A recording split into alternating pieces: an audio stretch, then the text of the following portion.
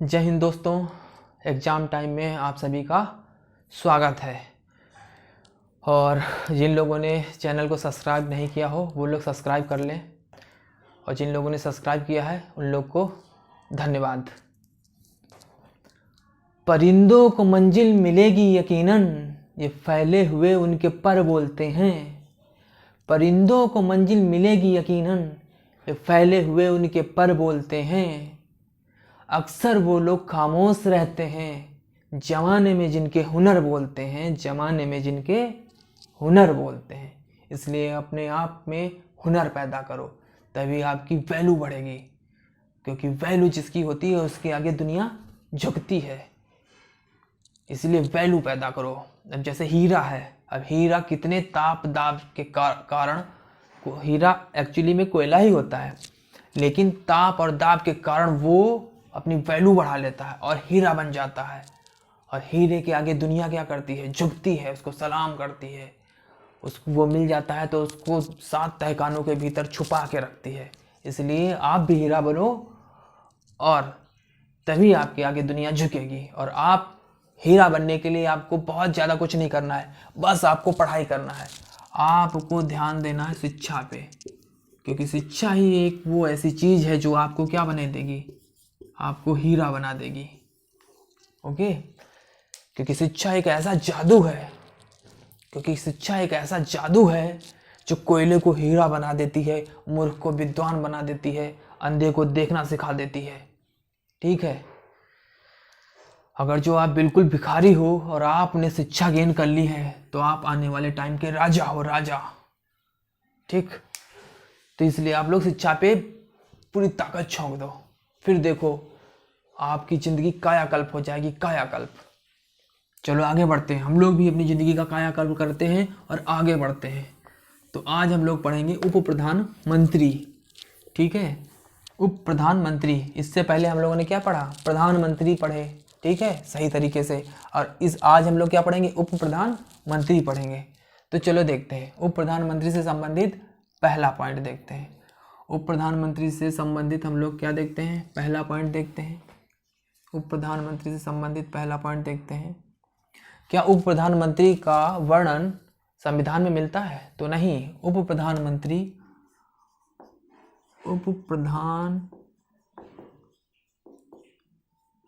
का वर्णन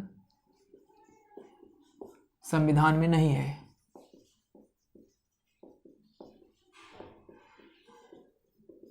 यह पूरी तरीके से क्या है? यह पूरी तरीके से राजनैतिक पद है। राजनैतिक मतलब राजनीति वाला, राजनीतिक पद है, ऐसे लिख लो, राजनीतिक पद है।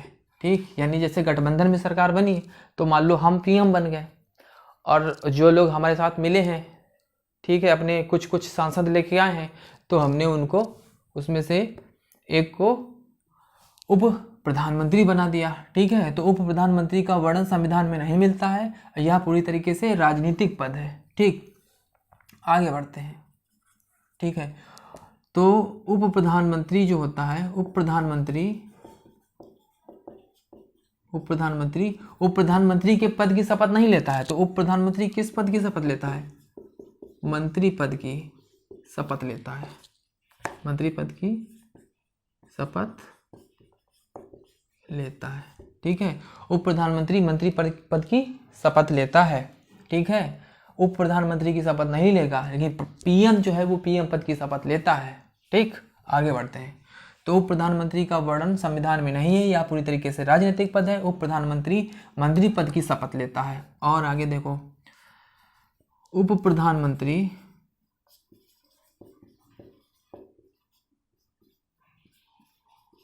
क्या करता है? उप प्रधानमंत्री का कार्य क्या है?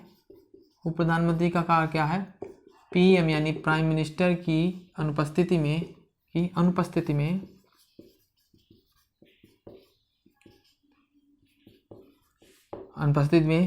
पीएम की अनुपस्थिति में उसके कार्य कर सकता है। उसके मतलब पीएम के कार्य कर सकता है। ठीक है। तो पीएम अब उपस्थित नहीं है, मान लो कहीं बाहर गए हुए हैं, तो जो देश के अंदर उप प्रधानमंत्री हैं उस समय, तो ये पीएम के कार्य देख सकते हैं, कर सकते हैं उनके कार्य। ठीक है। तो प्रधानमंत्री पीएम की अनुपस्थिति में पीएम के कार्य कर सकता है, लेकिन अगर पीएम की मृत्यु हो जाए तो उप प्रधानमंत्री को प्रधानमंत्री नहीं बनाया जा सकता है। ठीक है। ये थोड़े अनुपस्थिति में कार्य तो कर लेता है, लेकिन पीएम की मृत्यु होने पर उप प्रधानमंत्री को प्रधानमंत्री नहीं बनाया जा सकता। उप प्रधानमंत्री को प्रधानमंत्री मतलब पीएम नहीं बनाया जा सकता। फिर क्या होगा, जब पीएम की मृत्यु हो जाएगी तो उनका विधान परिषद विघटित हो जाएगा, और उसके बाद जो है फिर से बहुमत दल है अपने में से फिर से किसी नेता को चुनेगा, जिसके प्रति पूरे सांसद उनका सपोर्ट करेंगे, तो उनको फिर से बहुमत दल का नेता चुना जाएगा। तो जो बहुमत दल का नेता चुना जाएगा उसको पीएम बनाया जाएगा, ना कि इनको कि उप प्रधानमंत्री आप बने हो तो अगर जो पीएम खत्म हो गए तो आपको पीएम बनने का मौका मिलेगा। ऐसा नहीं होता है। तो ठीक है, ये बस 4-5 पॉइंट हैं आपके, 1 2 3 4 और ये 5 पॉइंट। उप प्रधानमंत्री से 5 पॉइंट इंपॉर्टेंट है। उप प्रधानमंत्री का वर्णन संविधान में नहीं है, पूरी तरीके से राजनीतिक पद है। उप प्रधानमंत्री मंत्री पद की शपथ लेता है। ठीक है। उप प्रधानमंत्री मंत्री पद की शपथ लेता है, ना कि उप प्रधानमंत्री की। उप प्रधानमंत्री का कार्य क्या है, पीएम की उपस्थिति में उसके कार्यों को देखना है, और पीएम की मृत्यु होने पर उप प्रधानमंत्री नहीं बनाया जा सकता है। ठीक है। तो इतना सा है 4-5 पॉइंट। और अब देख लेते हैं कि भारत में कितनी बार कितने उप प्रधानमंत्री बनाए गए हैं।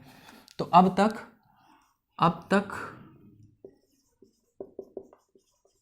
तक 7 बार। अब तक कितनी बार? अब तक 7 बार इस पद का सृजन किया गया। ठीक है। अब तक 7 बार इस पद का सृजन किया गया, और क्या है, अब तक 7 बार इस पद का सृजन किया गया, और 8 व्यक्ति डिप्टी पीएम बने हैं। ठीक है। 7 बार इस पद का सृजन किया गया और 8 व्यक्ति अब तक डिप्टी पीएम बने हैं। ओके। तो 7 बार हुआ है, 7 बार पद का गठन किया गया, लेकिन 8 व्यक्ति पीएम बने हैं। तो कैसे, यानी 7 बार है तो 7 बनने चाहिए, तो 8 कैसे हो गए? चलो देखते हैं भैया। तो एक शॉर्ट ट्रिक है, शॉर्ट ट्रिक याद कर लोगे तो आपको याद हो जाएगा। याद करो, जिम और CA, बस ये शॉर्ट ट्रिक है। क्या है शॉर्ट ट्रिक? है जिम CA। ठीक है। जिम CA, ये आप अपनी कॉपी में नोट कर लो, ये शॉर्ट ट्रिक है। ये शॉर्ट ट्रिक है तो आपको उन प्रधानमंत्री के कार्यकालों का पता चल जाएगा जिनके कार्यकाल में उप प्रधानमंत्री का पद सृजन किया गया। तो ठीक, जिम CA। ठीक। तो चलो देखते हैं, इसको आगे बढ़ाते हैं। तो जे मतलब JL नेहरू। सबसे पहली बार जवाहरलाल नेहरू के शासनकाल में, यानी कि जब उनकी सरकार चल रही थी JL नेहरू के शासनकाल में, तब किसका किया गया था? मतलब डिप्टी पीएम कौन बने थे? तो उस समय डिप्टी पीएम बने थे वल्लभ भाई पटेल। ओके। तो जब जवाहरलाल नेहरू की सरकार चल रही थी तो वल्लभ भाई पटेल बने, क्या बने? डिप्टी पीएम, यानी कि उप प्रधानमंत्री बने। फिर इंदिरा गांधी, E फॉर इंदिरा गांधी। ठीक है। इंदिरा गांधी के समय में किसको बनाया गया था उप प्रधानमंत्री? मोरारजी देसाई को।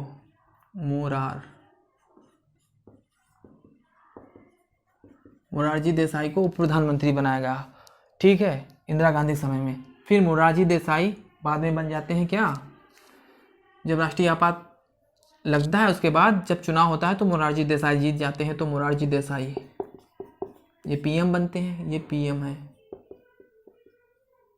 और ये डिप्टी पीएम, ठीक, मोरारजी देसाई। तो मोरारजी देसाई के समय में अब यहाँ पे ही जादू होता है। मोरारजी देसाई के समय में 2 उप प्रधानमंत्री चुने जाते हैं। एक होते हैं चौधरी चरण सिंह और दूसरे होते हैं बाबू जगजीवन राम, ठीक। ये होते हैं वरिष्ठ और ये होते हैं कनिष्ठ, ओके। तो मोरारजी देसाई के समय में अगर क्वेश्चन पूछा जा सकता है कौन सा ऐसा प्रधानमंत्री है जिसके समय में 2 उप प्रधानमंत्री बने, तो मोरारजी देसाई के समय में 2 उप प्रधानमंत्री बने, चौधरी चरण सिंह और जगजीवन राम, ठीक है। इसके बाद बनते हैं चौधरी चरण सिंह बनते हैं। तो चौधरी चरण सिंह के समय में कौन उप प्रधानमंत्री बनता है, तो ये बनते हैं YB चौहान, ठीक। तो चौधरी चरण सिंह के समय में YB चौहान बनते हैं और क्या बनते हैं, डिप्टी पीएम यानी उप प्रधानमंत्री बनते हैं, ठीक है। तो चौधरी चरण सिंह के बाद क्या है, वी से विश्वनाथ प्रताप।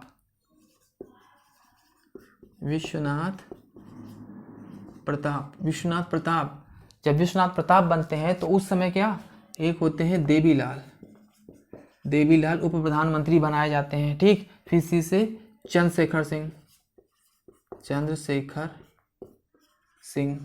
तो जब चंद्रशेखर सिंह बनते हैं तब फिर से देवीलाल एक बार दोबारा बनते हैं, ठीक, ओके। अब ए फॉर अटल बिहारी, ठीक है। जब अटल बिहारी बनते हैं प्रधानमंत्री तो इनके समय में कौन बनता है उप प्रधानमंत्री, लाल कृष्ण आडवाणी। अच्छा, इनके अटल बिहारी के समय में अटल बिहारी के अटल बिहारी के शासनकाल में अटल बिहारी के टक्कर के नेता थे लाल कृष्ण आडवाणी, ठीक है। लाल कृष्ण आडवाणी जी सोच रहे थे कि अटल बिहारी जब चले जाएंगे, रिटायर हो जाएंगे, तो हम बन जाएंगे का प्रधानमंत्री। लेकिन राजनीति में कहते हैं ना, एक गलती आपको हीरो से जीरो पे ला देती है, और एक कोई अच्छा काम हो गया तो जीरो से आप हीरो पहुंच जाओगे, ठीक है।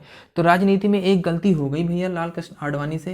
ये एक बार जब अटल बिहारी का शासन चल रहा था तो लाल कृष्ण आडवाणी एक बार पाकिस्तान जाते हैं, और पाकिस्तान जाते हैं तो जिन्ना की मज़ार भी पहुंच जाते हैं। कहते हैं अरे चलो यार, अब तुमने बंटवारा कर दिया था तो कर दिया, चलो भैया हम जिन्ना की मज़ार पे चलते हैं। और जिन्ना की मज़ार पे जाके वो जिन्ना की मज़ार पे चादर चढ़ा आते हैं। जिन्ना की मज़ार पे जिन्ना की मज़ार पे जाके चादर चढ़ा आते हैं। अब यही बात जो है संघ को बर्दाश्त नहीं होती है, ठीक है। जनता भी कहती है ये भारत को जिसने डिवाइड किया, भारत का जिसने विभाजन करवाया, जो जिम्मेदार था भारत का डिवाइडेशन का, उसके कब्र पे जाके तुम चादर चढ़ा के आए हो। बस उसी दिन से लाल कृष्ण आडवाणी के दिन खराब होना शुरू हो गए। संघ ने भी इनको किनारे कर दिया और भारत की जनता ने भी इनको किनारे कर दिया, ठीक है। अब तो बिल्कुल किनारे लग गए हैं, इनको कोई पूछता ही नहीं है। मोदी और अमित शाह के शासनकाल में लाल कृष्ण आडवाणी पता नहीं कहाँ हैं, सो रहे होंगे अपने घर पे पड़े पड़े, बस टीवी देख रहे होंगे कि ये मोदी क्या कर रहा है भैया, ये मोटा भाई क्या कर रहा है, ये मोदी क्या कर रहा है भाई, ठीक है, यही कर रहे होंगे। तो चलो हम लोगों ने देख लिया। तो कितनी बार, 1 बार, 2 बार, 3 बार, 4, 5, 6, 7। क्वेश्चन आ सकता है कि अभी तक कुल कितनी बार डिप्टी पीएम का पद सृजित किया गया, तो आंसर रहेगा 7 बार। अब तक कुल कितने उप प्रधानमंत्री बने हैं, तो आंसर रहेगा 8 बार। तो देख लो 1 2 3 4 5 6 7 और ये 8, ठीक। 7 बार पद सृजित किया गया और 8 लोग क्या बने, डिप्टी पीएम बने। ठीक, तो एक छोटा सा चैप्टर था आपका उप प्रधानमंत्री का। तो अब बस इसमें इतना ही पढ़ना है हम लोग को। तो ये यहाँ पे समाप्त होता है। इसमें से 2-3 क्वेश्चन बन सकते हैं। एक ये वाला बन सकता है कि कौन सा ऐसा प्रधानमंत्री जिसके शासनकाल में 2 उप प्रधानमंत्री बने। ठीक, एक ये बन सकता है कि कितनी बार अभी तक पद सृजित किया गया है डिप्टी पीएम का, या कितने लोग अभी तक बने हैं, तो ये आ सकता है। ठीक है, या किसके शासनकाल में कौन रहा है, ये भी आ सकता है कठिन पूछेगा तो। या ये पूछ लेगा क्या उप प्रधानमंत्री का वर्णन संविधान में मिलता है कि नहीं, तो नहीं मिलता है। ठीक है, तो ये 2-3 चीज़ें हैं। या तो ये क्वेश्चन पूछ सकता है कि पीएम की मृत्यु पे क्या उप प्रधानमंत्री को प्रधानमंत्री बनाया जा सकता है, तो नहीं बनाया जा सकता। ठीक, तो ये छोटा सा चैप्टर है, इसमें से 8-10 क्वेश्चन है, आप लोग इसको पढ़ लो तो 1-2 क्वेश्चन आपके तैयार हो जाएंगे। कभी अगर जो कठिन पेपर बना तो आपके पेपर में कोई भी क्वेश्चन छूटेगा नहीं। ठीक है, चलो मिलते हैं अगले वीडियो में। आप लोग पढ़ते रहो और आगे बढ़ते रहो। ठीक है, जय हिंद, जय भारत।